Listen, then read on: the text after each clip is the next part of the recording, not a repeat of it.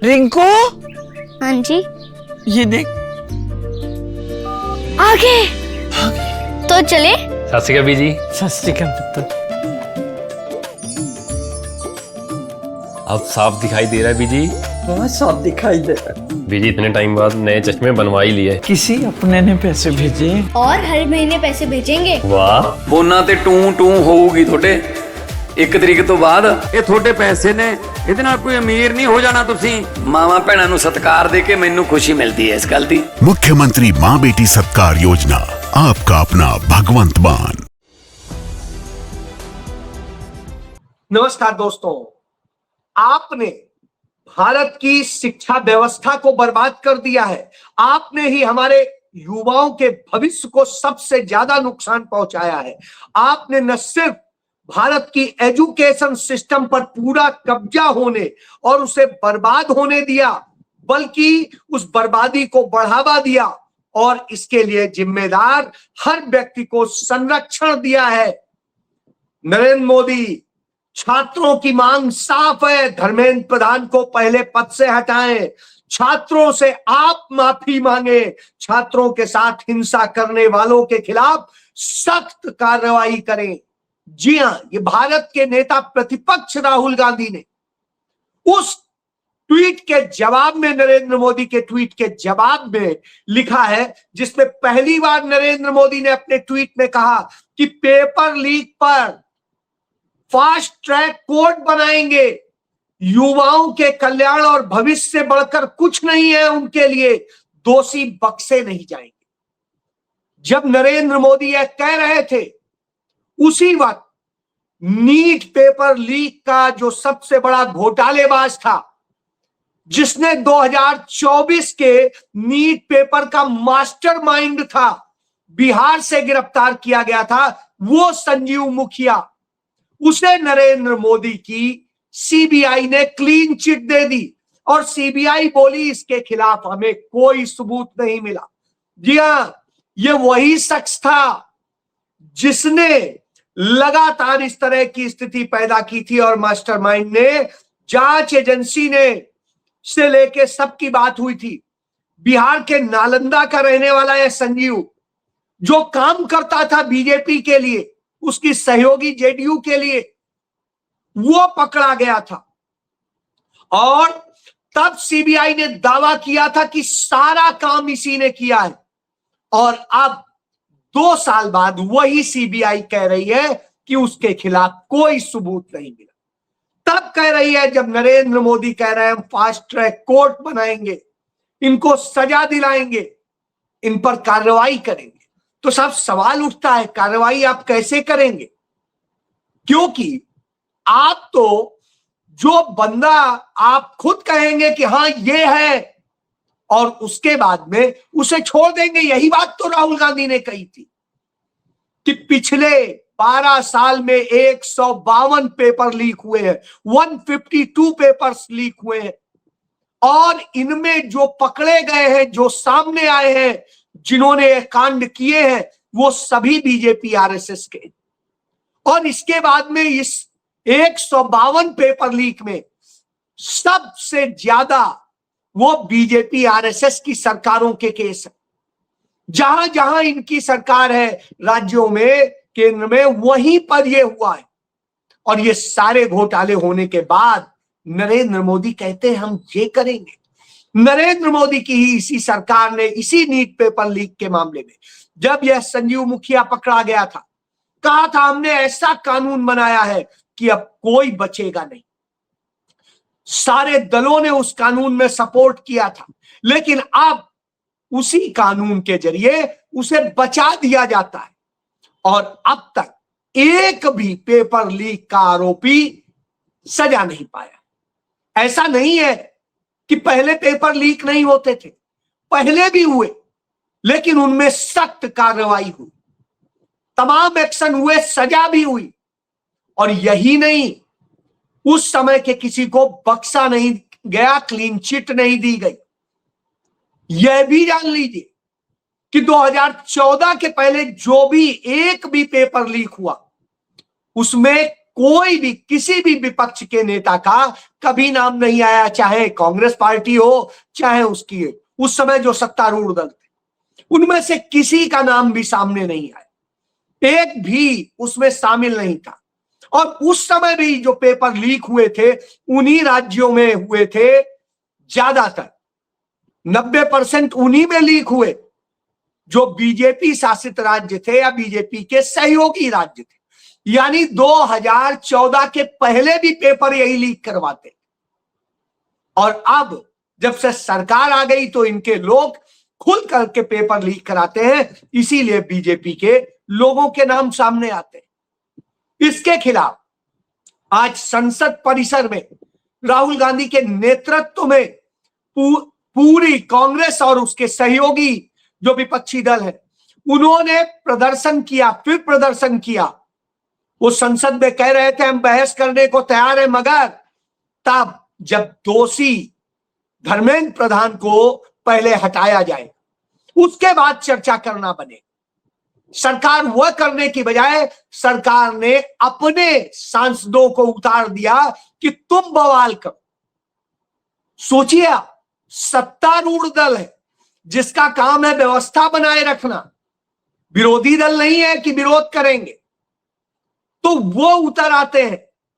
और जब भारत के नेता प्रतिपक्ष जा रहे होते हैं, वहां से गुजर रहे होते हैं, तो किस तरीके की वो हरकतें करते हैं वह समझने वाला है। उनको रोकने की कोशिश करते हैं, उनको अपमानित करने की कोशिश करते हैं। और जब देख लीजिए,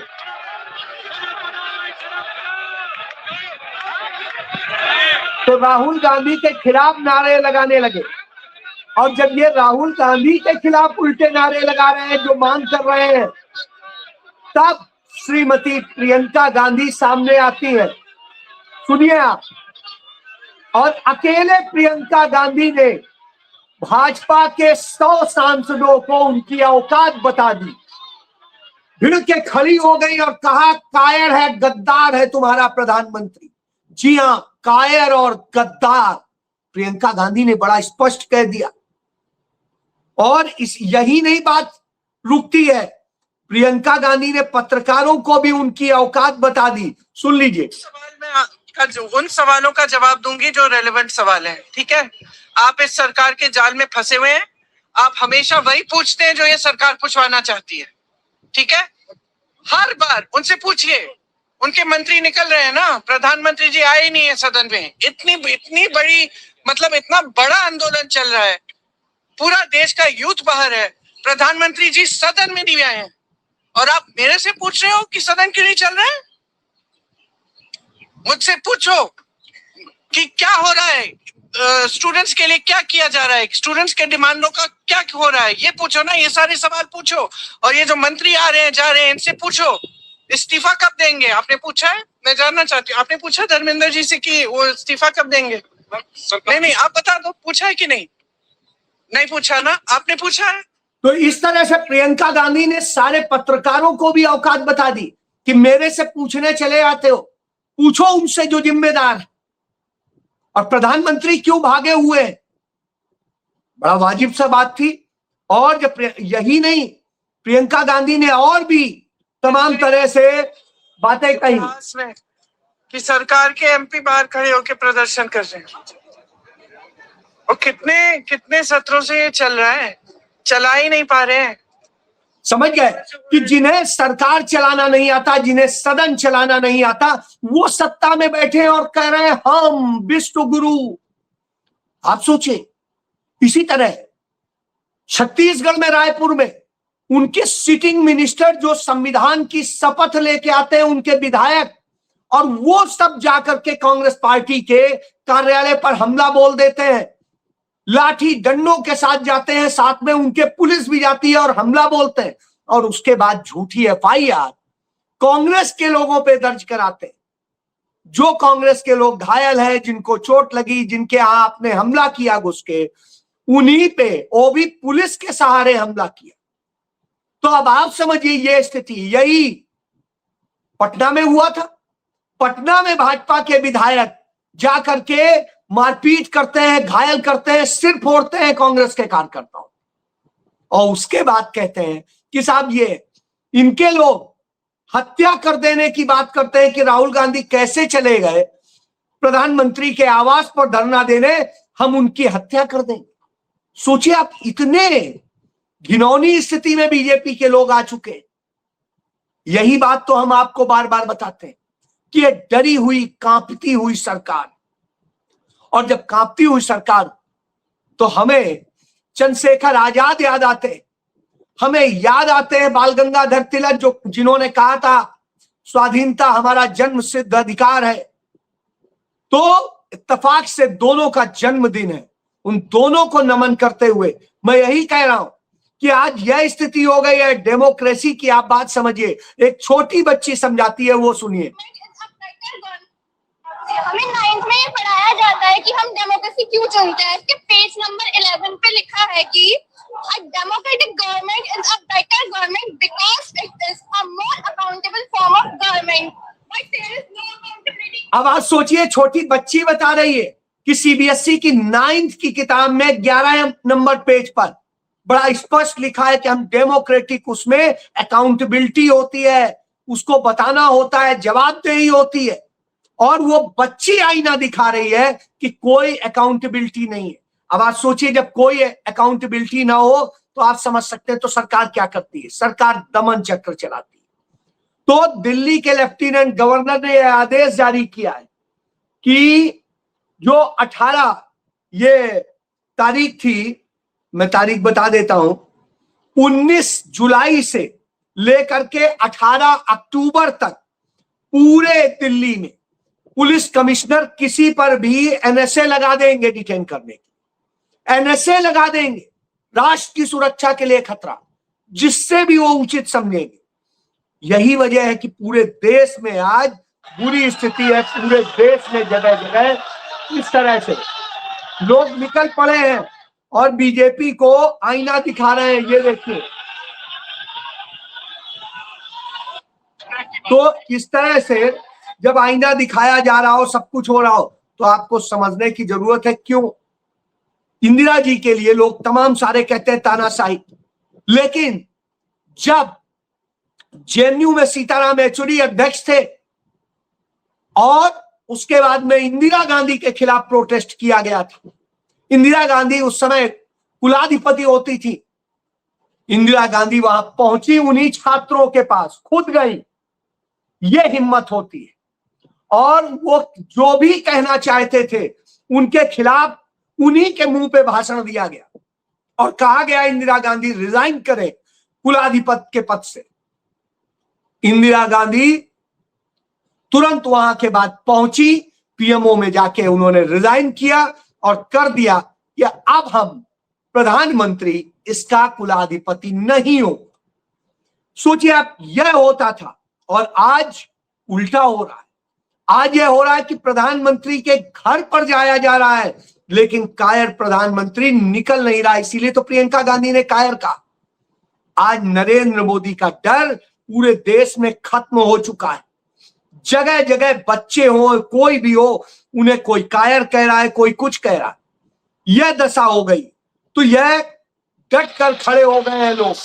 ये आप देखिए, डट के खड़े हैं लोग जगह जगह। और इसी से तो सरकार डर गई कि यदि जनता इसी तरह डट के खड़ी हुई तो क्या होगा, आप समझ सकते हैं। यही तब ये पुलिस का इस्तेमाल करके क्या धमकियां दिलवाते हैं, भी सुन लीजिए। महाराष्ट्र में, मुंबई में कसम से घर पे इधर वापिस अगर किधर मिला नहीं तो फिर मेरे साथ बेकार नहीं, बिल्कुल नहीं, बिल्कुल मैं डायरेक्ट 50-50 ग्राम पाउडर डाल देगा खिचड़ी में। अरे नहीं। हाँ। मतलब समझ गए कि 50-50 ग्राम नशे का पाउडर डाल के तुम्हारी जिंदगी बर्बाद कर देंगे। ये छोटे छोटे बच्चों से कह रहा है। सोचिए आप, छोटे छोटे बच्चों से यह कह रहा है कि आप इसके लिए प्रोटेस्ट करेंगे। तो ये उधर इलाहाबाद में भी, रात को इलाहाबाद में भी आप देखिए निकल पड़े बच्चे। और कल वहां सुप्रिया श्रीनेत्र गई थी उन्हें लीड करने के लिए। और ये डर, ये देखिए, ये लड़की अकेले खड़ी हो गई मुंबई में। पुलिस के ट्रक के सामने का एक ट्रक चढ़ा दो, ट्रक चढ़ा दो, हम नहीं हटेंगे। उसके साथियों को इन्होंने पकड़ लिया था। और प्रदर्शन करने पर उनको ये किया जाता है। तो आप सोच लीजिए इस दशा में आज आ गया। जब ये सब कुछ हो गया हो तो निश्चित रूप से लगता है कि आज कहां आ गए हैं। ये हालत पूरे देश में, जैसे मैंने कहा, आप बात करें पंचकुला में, मैंने देखा पंचकुला में इस तरीके से पूरी कांग्रेस खड़ी हो गई लड़ने के लिए। और जब जो लड़ने को खड़ी हो जाती तो समझिए, इसीलिए पंडित जवाहरलाल नेहरू के वो शब्द याद आते हैं कि हमारे लोकतांत्रिक वसूल और चुनाव, यदि कोई मुल्क अपने वसूलों से भटक जाए और फिर चुनाव से कुछ हासिल हो नहीं सकता है। इसलिए वसूल सबसे पहले जरूरी है और वसूलों पे ध्यान देने की जरूरत। तो यह स्थिति है। तो एक लड़की यूं डरा देती है, एक वो ये होता है, तो जो मोह होता है, डर होता है, उसी कारण से पुलिस डरी हुई है, सब डरे हुए हैं। क्यों? क्योंकि नरेंद्र मोदी का पिटारा खुल चुका है। अब उन्हें जिस तरह से बच्चे कह रहे हैं आप कल्पना नहीं कर सकते। बच्चों ने अब उन्हें ऐसे चुनौती देना शुरू कर दिया है कि कुछ कहना नहीं। आप यदि ये देखें तो लड़कियां कैसे करें, सुनिए। क्या लिख के लाई हैं आप? इसमें मैंने एक तो लिखा है कि पीरियड्स के दौरान मेरा पैड भी इतना लीक नहीं करता जितने इनके गवर्नमेंट में पेपर लीक कर रहे हैं, तो इसका मोटिव ये है। और बाकी एक तो जो मीम है जो मोदी जी का है, न्याय न राज्यम नयने न वक्तम लौड़े न कुचयम, तो ये वो है। तो मैंने बस उनको थोड़ा सरकास्टिक वे में बोला है कि भैया हमारे पैड में भी अब तो ऐसी लीक लॉक टेक्नोलॉजी आ गई है, तो थोड़ा आप भी सिस्टम पर ध्यान दें और आप भी चीजों का ऊपर थोड़ा गौर करें कि पेपर लीक ना हो। और अब आप सोचिए, लड़की बता रही है कि जो वो अपने मासिक धर्म के मौके पर जो पैड इस्तेमाल करती है, वो पैड भी अब लीक नहीं करते जितना सरकार लीक कर रही है, सरकार के पेपर लीक कर रहे हैं। तो वही वो कह रहे हैं कि जब उसके लिए इतनी टेक्निक आ गई है तो आप भी कुछ टेक्निक लगाइए कि पेपर लीक ना हो। मतलब आप समझ लीजिए ये सारी चीजें हो रही, और जब ये हो रही तो दूसरा और देख लीजिए, लड़कियां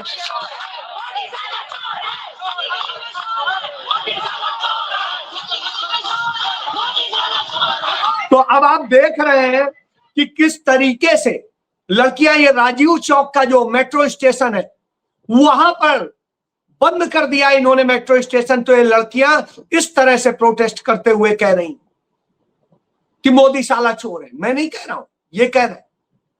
तो आज ये स्थिति हो गई है, दिखाई दे रहा है कि किस तरह की स्थिति में आ गए।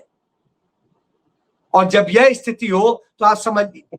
और यहां पर तो और भी बुरी स्थिति है पंजाब में पंजाब पुलिस जिस तरह मार रही है वो ऐसे ही, ये देखिए महिलाओं को भी मार रही है। ये देखिए महिला को मार रही है, महिला को पंजाब पुलिस में, जहां आम आदमी पार्टी की सरकार है। और ये सरकार कहती है कि राहुल गांधी पे लांछन लगा रहे हैं। खुद जिनका जन्म बीजेपी से हुआ है वो राहुल गांधी पे लांछन लगाते। अब आप सोचिए, क्योंकि ये मिले हुए थे, इनका गेम प्लान था। इसीलिए सोनम वांगचुक ने जो चिट्ठी लिखी सरकार को कि हम धरना वापस कर लेंगे, सब कुछ कर लेंगे, उससे धर्मेंद्र प्रधान के इस्तीफे की बात गायब हो गई, सरकार पर कार्रवाई की बात गायब हो गई। और इसी तरह जो सोनम वांगचुक के बाद में इनका अभिजीत दीपके, जो इस आयोजन के जो सीजेपी का संस्थापक भी है, वो देखिए वो अभिजीत ये बर्दाश्त नहीं कर सका, थोड़ी सी गर्मी थोड़ी सी वो, और चला गया। ये देखिए अभिजीत दीपके नहीं कर पाए बर्दाश्त, जंतर मंतर से होना पड़ा दूर, कहा माफ करना। अब आप सोच लीजिए, इनमें किसी में एक कहता है, जो इनका विजेता दैया, वो कहता है अभिजीत कचौड़ी खाएं पकौड़ी खाएं, यह कह के कि हम हंगर स्ट्राइक पे हैं, और मैंने बर्गर खा लिया तो मुझे उससे निकालना है क्योंकि मैं मीडिया के कैमरे में आ गया। सोचिए, बड़ी स्पष्ट सी बात है ये स्थिति। तभी अब बच्चों ने, छात्रों ने खुद संभाल लिया है सारा आंदोलन, और जब उनके हाथ में आ गया हो तो आम आदमी पार्टी की, बीजेपी की परेशान होना स्वाभाविक है।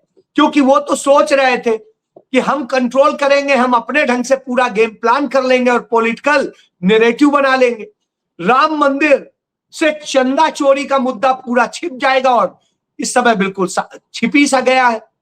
ये सारा गेम प्लान उसी के तहत, इसीलिए इस तरह से किया गया। लेकिन इन्हें नहीं पता था ये गेम प्लान इनसे बाहर निकल जाएगा।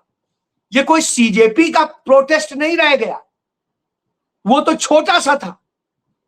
ये तो पूरे देश में फैलने वाला अब स्टूडेंट्स का प्रोटेस्ट है।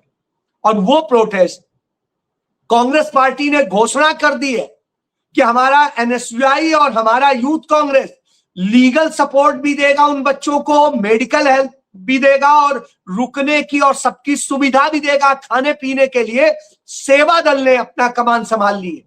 उसने दोनों टाइम वहां पर पानी की बोतल और लंच पैकेट बांटने का काम शुरू कर दिया। सरकार की घबराहट तो इसीलिए, उधर देश भर से लोग भी मदद भेज रहे हैं, जोमेटो के जरिए, स्विगी के जरिए और दूसरे जरिए, तो उन सबको भी डिस्टर्ब करने की कोशिश की जाती है। ये स्थिति है। तो अब आप समझ सकते हैं, उधर गुरुद्वारों ने अपने दरवाजे खोल दिए हैं और मस्जिदों ने खोल दिए। हाँ, मंदिर ने जरूर नहीं खोले, मंदिरों ने जरूर नहीं उन्हें शेल्टर दिया, लाठी खाए घायलों को भी नहीं दिया। जी, यह जरूर देखने को मिला है। तो अब आप पूरी बात समझ चुके होंगे कि किस तरह से पूरे देश भर में एनएसयूआई और यूथ कांग्रेस ने प्रोटेस्ट को खड़ा कर दिया। अब नरेंद्र मोदी की चूल्हे हिल रही हैं, तो पहली बार उन्होंने इस पे जवाब दिया। तो जो जवाब दिया उसी का जवाब सीबीआई ने भी दे दिया कि साहब हमने मुखिया को, संजीव मुखिया को, जो नीट पेपर घोटाले का मुख्य आरोपी था, उसे बरी कर दिया। ये तो ये है भाजपा, ये उनका दोगला चरित्र है नरेंद्र मोदी और उनकी टीम का। इसलिए राहुल गांधी कहते हैं कि इन पर भरोसा नहीं कर सकते, हमें लड़ना पड़ेगा। और वो लड़ाई लड़ रहे हैं और साथ में आप खड़े होंगे तो ये लड़ाई भाजपा और नरेंद्र मोदी को झुका के छोड़ेगी। जय